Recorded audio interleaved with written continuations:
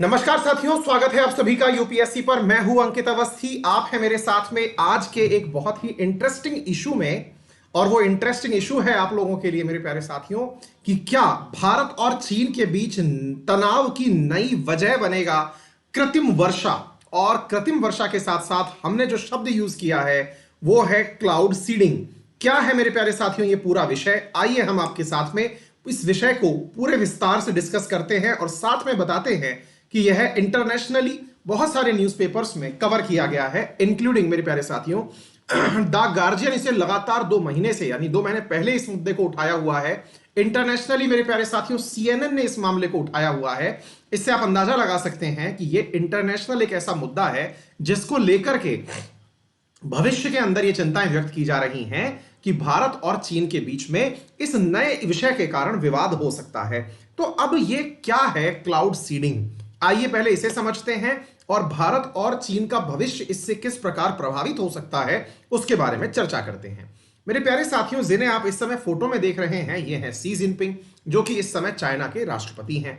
China के राष्ट्रपति जो हैं वो अपने यहां के वेदर को सही करवाने के लिए जाने जाते हैं। अब आप पूछेंगे कि यह कैसे संभव है।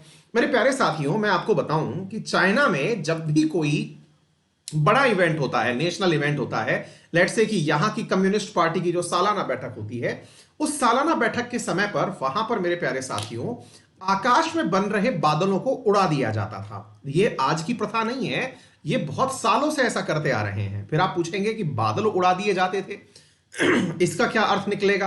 मेरे प्यारे साथियों, ये जो आपको इस समय ग्लेशियर्स के ऊपर बादल दिख रहे हैं, इन बादल को खत्म कर दिया जाता था, ताकि वहां पर फंक्शन का आयोजन बहुत अच्छे से हो सके। चाहे फिर 2008 के अंदर बीजिंग हुए ओलंपिक हो या फिर मेरे प्यारे साथियों बीजिंग में इन दिनों बढ़ रहा प्रदूषण हो।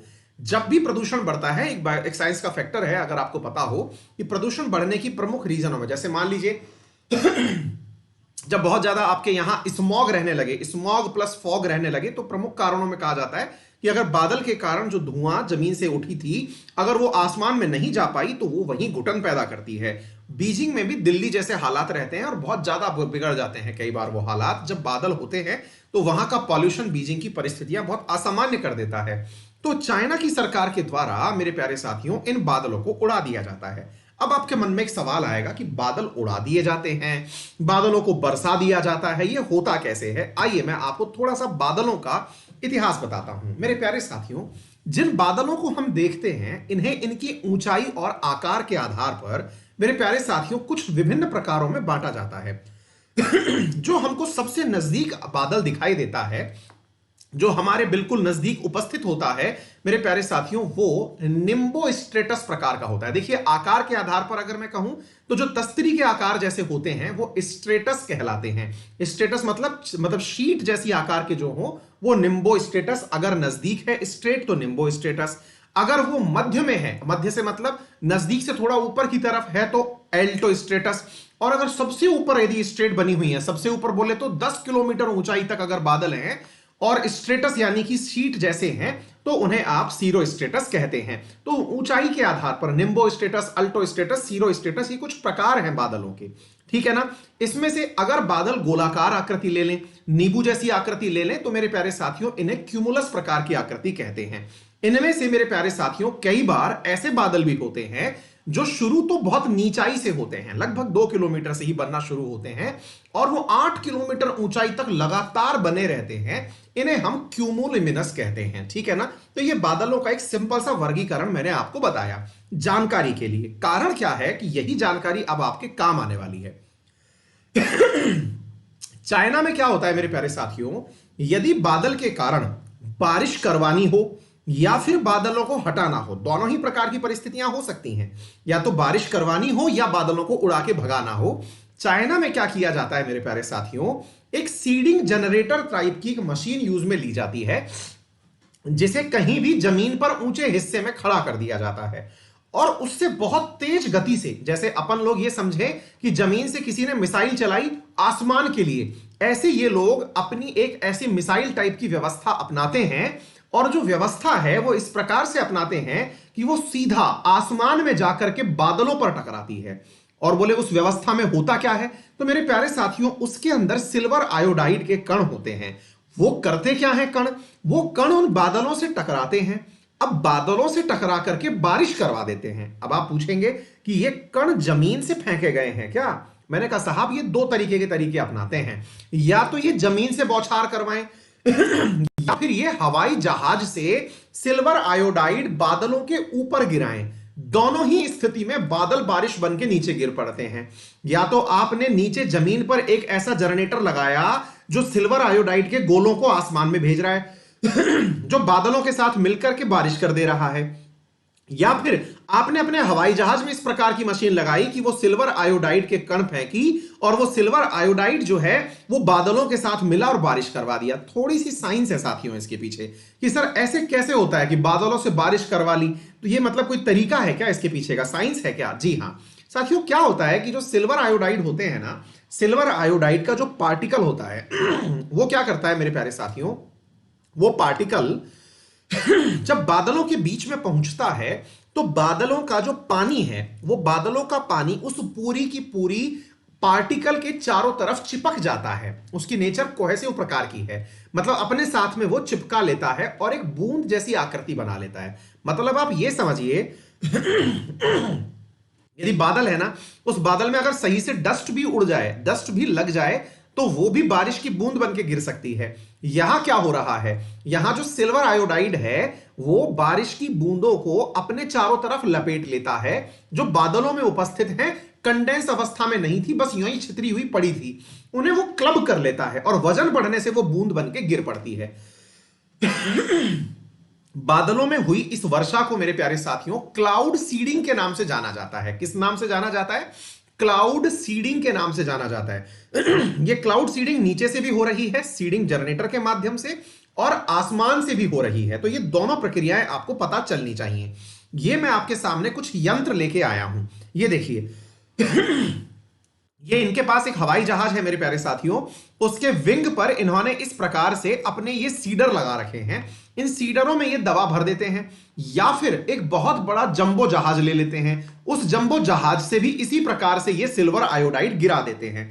अब आप पूछेंगे कि सर बाकी सारी बातें तो हमें समझ में आ गई, इससे तनाव क्यों बनेगा? अब आते हैं अपन मुद्दे पर। पहले हमने मुद्दा समझा बादल क्या होता है, फिर हमने यह समझा कि बादलों से बारिश कैसे करवाई जाती है, और बादलों से बारिश करवाने की इसी प्रक्रिया को, जिसको हम क्लाउड सीडिंग कहते हैं, यह भारत और चाइना के बीच तनाव का क्या कारण पैदा कर सकता है। अब उस मुद्दे पर आते हैं साथियों। वर्तमान रिपोर्ट्स में पता चला है कि चाइना अपने यहां पर जो वर्तमान में क्षेत्रफल है उसके 60% एरिया पर इसी प्रकार की क्लाउड सीडिंग कर रहा है। जहां मन में आ रही है वहां बारिश कर ले रहा है, जहां मन में आ रही है वहां से बादल हटा दे रहा है। दोनों ही प्रकार की गतिविधियां ये चला रहा है। बोले फिर इससे भारत को क्या लेना देना? मेरे प्यारे साथियों, सीमाएं तो आपकी हो सकती हैं, बॉर्डर्स तो आपके हो सकते हैं, लैंड तो आपकी हो सकती है, लेकिन पर्यावरण आपका पूरा अधिकार नहीं रखता। पर्यावरण इस पूरे संसार का है, और उस स्थिति में अगर पर्यावरण के साथ चाइना कोई छेड़खानी कर रहा है तो उसका डेफिनेटली प्रभाव इंडिया पर पड़ेगा। अब मैं आपको इसका एक नमूना देता हूं। नमूना यूं है कि ये आपको जो भारत के पूर्वोत्तर में ये जो पठार के समान आकृति दिखाई दे रही है, इसे आप तिब्बत का पठार कहते हैं। आपको अगर मालूम हो तो भारत के मानसून को लाने में इस तिब्बत के पठार का गर्म होना बहुत महत्वपूर्ण जिम्मेदारी निभाता है। चाइना इन दिनों तिब्बत में अपना प्रभाव बढ़ाता जा रहा है, क्योंकि चाइना ने तिब्बत के ऊपर कब्जा किया हुआ है। ऐसी स्थिति में अगर चाइना तिब्बत के ऊपर अपने प्रभाव को जमाते हुए वहां पर बादलों की बारिश करवाता है, जिससे पानी तो आ गया, लेकिन मेरे प्यारे साथियों यहां का जो दबाव क्षेत्र है, जो कि कम होना जरूरी था भारत के मानसून को बुलाने के लिए, भारत का जो साउथ वेस्ट मानसून है जो यहां से अरब सागर से चला आएगा, उसके लिए तिब्बत के पठार का गर्म होना बहुत मायने रखता है। जब यह गर्म होता है तो फिर यह कम दाब का क्षेत्र बनता है।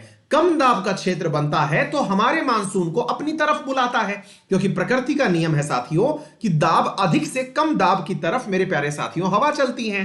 तो हमारा साउथ वेस्ट मानसून के पीछे, कम होने के पीछे, उसकी प्रभावशीलता के कम होने के पीछे चाइना की ये क्लाउड सीडिंग भी एक वजह बनकर आ रही है। अब आप पूछेंगे कि इसका फिर क्या परिणाम है। अब साथियों, इसका परिणाम मतलब इसका समाधान क्या है। अब एक तो ये तरीका मैंने आपको बताया, दूसरा क्या है, अगर यही सारी परिस्थितियां रहती हैं तो भारत में मेरे प्यारे साथियों जो भी डैम हैं, जो भी ब्रह्मपुत्र जैसी नदियां हैं जो कि हिमालय से चली आ रही हैं, उन पर क्लाउड सीडिंग अगर कर दिया गया तो भारत के जो ये ब्रह्मपुत्र नदी वाले क्षेत्र हैं या फिर ये जो मैदानी इलाके हैं जो नदी के क्षेत्र में आते हैं, इन पर अतिवृष्टि का प्रभाव पड़ सकता है। उस अतिवृष्टि के प्रभाव के परिणाम स्वरूप मेरे प्यारे साथियों यहां पर बाढ़ आ सकती है, और यह बहुत कोई नई बात नहीं है। ऐसी परिस्थितियों में भारत को एक लंबे स्तर पर जो कि इसने प्रैक्टिस बना ली है उसका नुकसान हो सकता है। क्या आपको यह बात समझ में आई? यह हमने आपके सामने वर्तमान की परिस्थितियां पॉलिटिकल मैप में दिखाई। अब हम आपको थोड़ा सा इसका इतिहास भी बता देते हैं।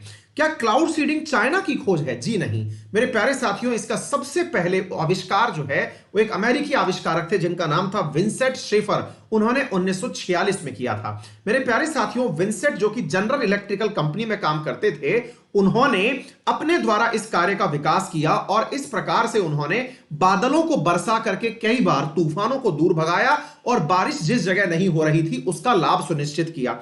लेकिन चाइना ने इसे अपनी एक प्रैक्टिस बना लिया है। यदि ये किन्हीं परिस्थितियों में उपयोग में लिया जाए, यानी कि इसे एक as a escape route use में लिया जाए, कहीं बहुत ज्यादा सूखा पड़ रहा है तब आपने उपयोग में ले लिया, या फिर कहीं पर अतिवृष्टि हो गई है तो बादलों को हटाने में उपयोग में ले लिया, तब तो वो लंबे समय तक पर्यावरण पर प्रभाव नहीं डालता। लेकिन चाइना मेरे प्यारे साथियों इसका लगातार 20 साल से बहुत ज्यादा उपयोग कर रहा है। वर्ष 2008 में बीजिंग ओलंपिक में उसके द्वारा बारिश को मतलब स्टेडियम के आसपास से हटा दिया जाना पूरे दुनिया के द्वारा देखा गया एक नमूना था। तो उम्मीद है मेरे प्यारे साथियों आप लोगों को ये सारी की सारी बातें बहुत अच्छे से समझ में आ गई होंगी। दुनिया में इन दिनों प्रचलन बढ़ रहा है। लोग अब विचार कर रहे हैं कि क्यों ना बारिश के लिए रॉकेट छोड़ करके क्लाउड सीडिंग करा ली जाए। मेरे प्यारे साथियों, अगर तथ्यात्मक रूप से मैं बात करूं तो क्लाउड सीडिंग के लिए आप सिल्वर आयोडाइड, पोटेशियम आयोडाइड या फिर सॉलिड बर्फ का उपयोग भी कर सकते हैं। मेरे प्यारे साथियों, इनकी वजह से बारिश जो है उसका प्रभाव पैदा किया जा सकता है। यह था आपके सामने पूरा एक ज्योग्राफिकल और जियोपॉलिटिकल इशू। कैसा लगा आपको यह इशू? इस पर अपनी राय अवश्य व्यक्त करें। इस सेशन को शेयर करना अपने साथियों से ना भूलें। अगर आप इस चैनल पर नए हैं तो इस चैनल को सब्सक्राइब भी करें। मेरा टेलीग्राम चैनल है अंकित अवस्थी सर, जिस पर आपको मेरे द्वारा इसी चैनल पर दी जाने वाली तमाम वीडियोस के लिंक प्राप्त होते रहते हैं और मेरी अन्य क्लासेस की नोटिफिकेशंस प्राप्त होती रहती हैं। अनअकैडमी 20 और 21 तारीख को आपके लिए एक सेमिनार आयोजित करने जा रहा है, जिसके लिए आप कमेंट बॉक्स में दिए गए लिंक पर क्लिक करके रजिस्टर कर सकते हैं, जहां आपको बहुत सारे स्पीकर्स में प्रमुख रूप से कैलाश सत्यार्थी, साथ में दीपक गुप्ता जो कि former chairman of UPSC, Ravishankar Prasad जैसे बड़े स्पीकर्स को सुनने का मौका मिलेगा। यह 20 तारीख से फ्री ऑफ कॉस्ट शुरू हो रही है। इसके लिए आपको डिस्क्रिप्शन में लिंक दिया हुआ है, आप अपने आप को वहां रजिस्टर करें और 20 तारीख सुबह 10 बजे से क्लासेस का भरपूर लाभ लें। मेरे प्यारे साथियों, अगर आप मेरे साथ जुड़ करके अनअकैडमी पर पढ़ना चाहते हैं, पेड कोर्सेज पढ़ना चाहते हैं, तो पेड कोर्सेज में वर्तमान में मैं साइंस एंड टेक्नोलॉजी का करंट अफेयर पढ़ा रहा हूं, साथ में इसके आने वाले प्रीलिम्स के लिए करंट अफेयर्स की अन्य क्लासेस भी लूंगा। अगर आप पढ़ना चाहते हैं तो मेरे पास में 2 ऑप्शंस आपके लिए उपलब्ध हैं, एक है प्लस कोर्स और एक है iconic. Plus course referral code Ankit 10 के बाद 1 साल के लिए 44,500 का पड़ता है और आइकॉनिक कोर्स 67,000 का पड़ता है। आइकॉनिक कोर्स में आपको एक मेंटर मिलता है जो कि खुद यूपीएससी क्वालिफाई किया होता है। मेरे अलावा अनअकैडमी पर उपस्थित अन्य सभी टीचर्स की भी क्लासेस आपको डे 1 से उपलब्ध होती हैं। पुरानी क्लासेस भी आप साथ में देख पाते हैं। मेरा रेफरल कोड अंकित 10 यूज करके क्लासेस को आप एक्सेस कर सकते हैं।